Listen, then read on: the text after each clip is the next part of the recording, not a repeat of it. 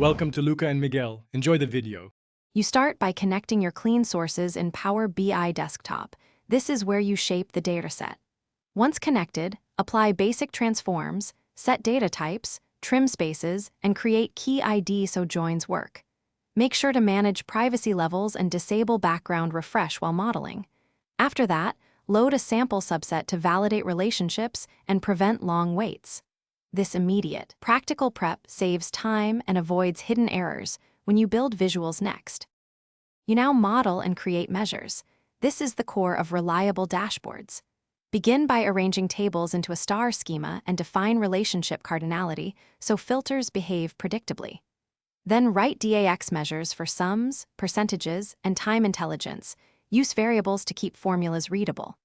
Once done, optimize performance by removing unused columns, creating aggregated tables, and ensuring query folding in Power Query. These steps make visuals fast and accurate when multiple slicers and large datasets interact. You finish by crafting visuals and tuning interactivity so users get insight quickly. Place KPI cards, trend charts, and a detailed matrix, then set visual interactions and slicers to guide exploration. Make sure to optimize layout for desktop and mobile and add bookmarks for guided views.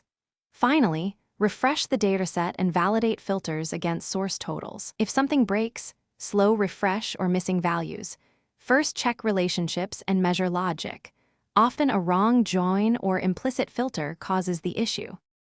Thanks for watching and please subscribe. It's the best investment you'll ever make.